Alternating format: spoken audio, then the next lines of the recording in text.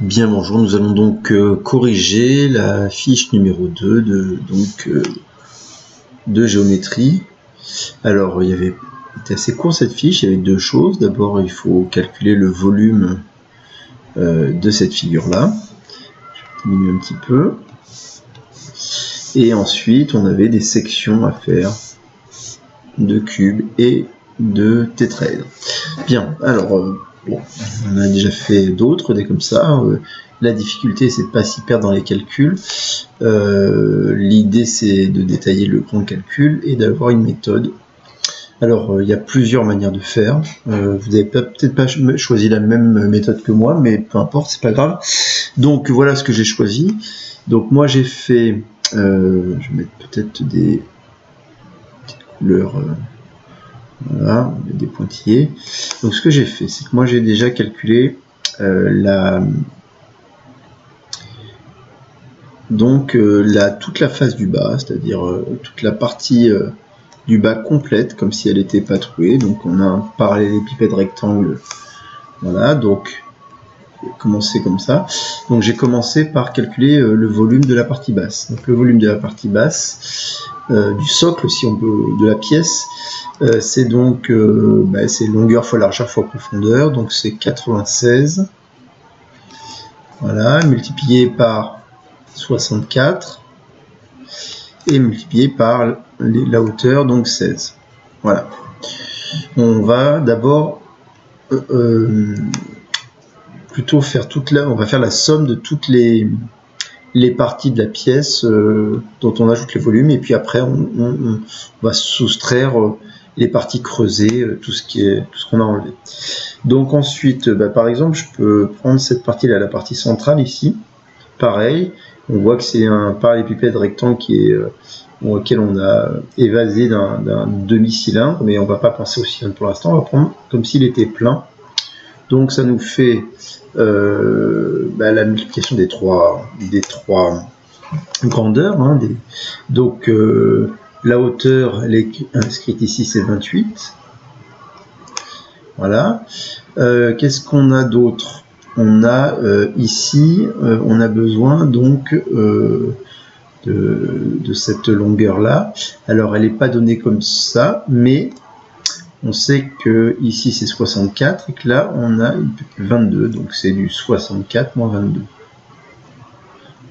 Pour avoir la longueur de la pièce. Et puis pour avoir donc la profondeur de la pièce, pareil, elle n'est pas. Si elle est écrite celle-ci, c'est ici, c'est 40.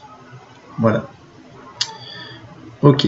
Qu'est-ce qu'on rajoute encore ? On va rajouter cette pièce-là. Alors cette pièce-là, c'est un prisme droit, mais à base triangulaire, et c'est un triangle rectangle. Et donc en fait, c'est un demi-parallélépipède rectangle. Donc c'est un demi-pavé droit, puisque c'est un demi-pavé droit, le volume ça va être un demi, et puis on va faire comme si c'était un pavé droit complet. Donc ici, c'est...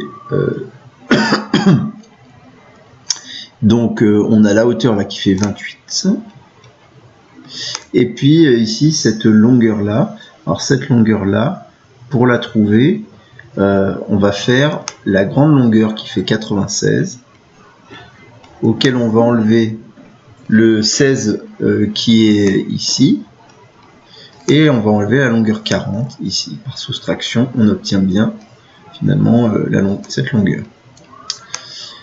Ok, voilà. Donc là déjà, on a ajouté donc le socle du bas, cette partie-là, cette partie-là, il nous reste la partie du fond. Alors la partie du fond, c'est pareil, on peut l'imaginer qu'il y a un grand parallélépipède. Là, vous voyez qu'on a une petite partie découpée comme ça. On n'a qu'à imaginer que celle-là est liée, qu'elle est complète.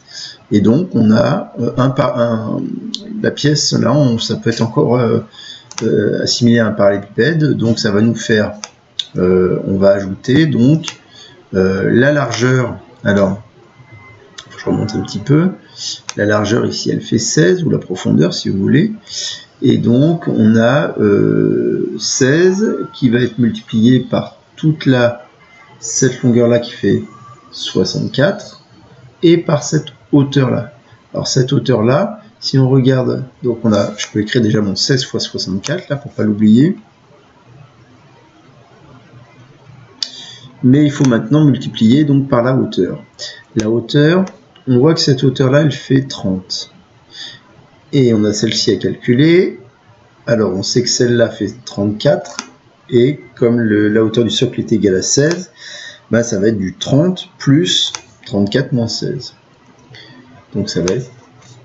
Là, ici, ça va être 30 plus 34 moins 16. Bien.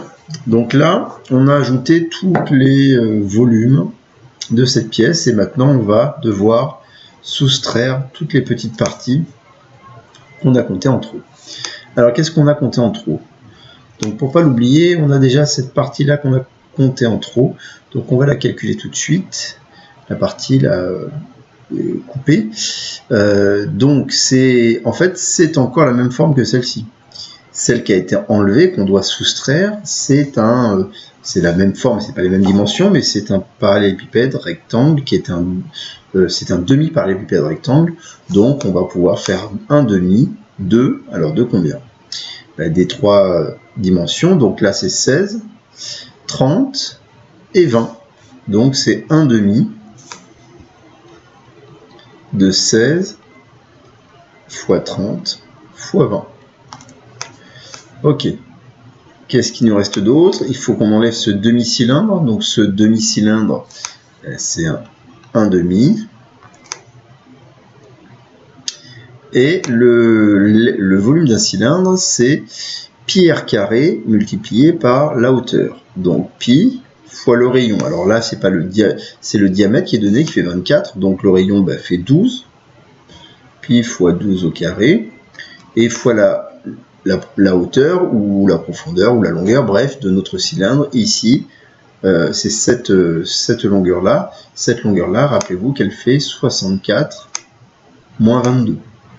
Donc 64 moins 22. Voilà. Quoi d'autre? Il faut qu'on enlève maintenant, on a presque fini, il nous reste à enlever les deux petites parties, là, la partie qui est trouée ici. Donc là, il y a à la fois un demi-cylindre, donc moins un demi, de pi, fois le rayon. Alors le rayon ici, on nous dit que le diamètre, la largeur ici, qui correspond donc au diamètre, est égale à 16. Donc le rayon, c'est 8 au carré, fois la hauteur du cylindre. Et la hauteur du cylindre, c'est la petite hauteur qui est là, c'est 16. Là, on a enlevé ce petit demi-cylindre. Il nous reste à enlever un parallélépipède rectangle qui se trouve ici et qui vaut 16 fois 20. 20 ici, donc 16 ici, 20 ici, et la troisième dimension, c'est encore 16. Donc voilà pour ce grand calcul avec cette méthode-là. On pouvait s'y prendre autrement. Alors si je ne me suis pas trompé, moi j'ai trouvé que ça faisait environ 180 187,3. Voilà. Pour ce qui est du volume. Donc à vérifier. Si vous n'avez pas trouvé ça, on pourra en rediscuter. Mais a priori, ça devrait être ce résultat-là. C'est bon? Bien. Alors, voilà pour notre calcul de volume. Bien. Maintenant, on avait deux sections de solide à construire. Donc, on se souvient que pour construire les sections, on peut relier quand les points. Donc c'est le plan IJK d'abord qui vient couper notre cube, et puis donc on va dessiner la section. Alors I et K appartiennent tous les deux à la face DCGH, et donc on peut commencer évidemment. Je vais changer de couleur qui ne se voit pas du tout. Je vais prendre le rouge. Donc on peut évidemment relier IK. Voilà. On va faire un peu plus épais.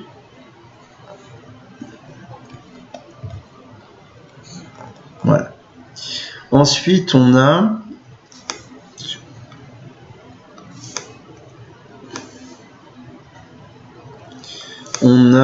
alors ici, on ne peut pas évidemment relier IJ qui passerait à l'intérieur, ni IJK qui ne font pas partie de la même face. Donc on va se servir du fait que la face DCGH, qui est la face de derrière de mon cube, et la face ABFE, ces deux faces sont parallèles. Or, si elles sont parallèles, les sections vont être parallèles. Et donc, il nous suffit de tracer la parallèle à IK passant par J, qui vient couper en un point, ici, qui vient couper le FB en un point. Donc là, il y a une petite partie de section. Ce point-là, il fait partie de la face BCGF, comme le point K, et donc, on peut les relier pour avoir la section. Ce segment-là qui est dans la face FGCB, puisque la face FGCB est parallèle à la face EHDA, les sections sont parallèles. Donc, il nous suffit de tracer la parallèle à cette section-là, passant par I. Et donc, la parallèle, à peu près, vient couper AD en ce point-là. Et il nous suffit de relier avec J comme ça, et on obtient la section dessinée. Voilà à quoi elle doit ressembler pour ce cas-là. Donc ensuite, il nous reste à faire la section de la pyramide. Alors la section de la pyramide, on peut I et K font partie de la même face, donc on peut tout de suite les relier entre eux. Mais évidemment, on ne peut pas relier avec J. Alors on nous dit que J, comme il n'est pas sur une arête, il appartient à la face DCB. Donc comment faire? Et ben, on ne peut pas faire des parallèles, contrairement au cube. Là, il faut qu'on fasse des sections. Donc ce qu'on va faire, c'est qu'on va prolonger. On va prolonger notre droite IK. Et cette droite IK, le fait qu'elle appartienne au même plan que la droite DC, elle va venir couper cette droite DC. Donc il suffit de prolonger la droite DC ici. Et elle vient couper cette droite DC en un point. Ce point-là, il appartient à l'arête DC, donc il appartient à la face DCB. Or, J appartient aussi à la face DCB, donc on va pouvoir tracer les relier, ils sont de la même face, donc on peut tracer cette droite-là. Et quand on trace cette droite-là, on obtient ici, finalement, la section, donc, qui va apparaître là, la section de la face DCB. Le point K et ce point d'intersection ici sont dans la face ACB, donc on peut relier et on obtient la section du plan avec la face de dessous. On a prolongé ici, attention ça se prolonge jusque là, on a prolongé ce point là qui fait partie de la section, et donc comme il appartient à la face de derrière, on n'a plus qu'à les relier. Et voilà notre section en rouge qui apparaît, qui est la section du plan IJK avec le tétraèdre ABCD. Donc voilà pour cette section-là. J'espère que vous avez réussi à le faire.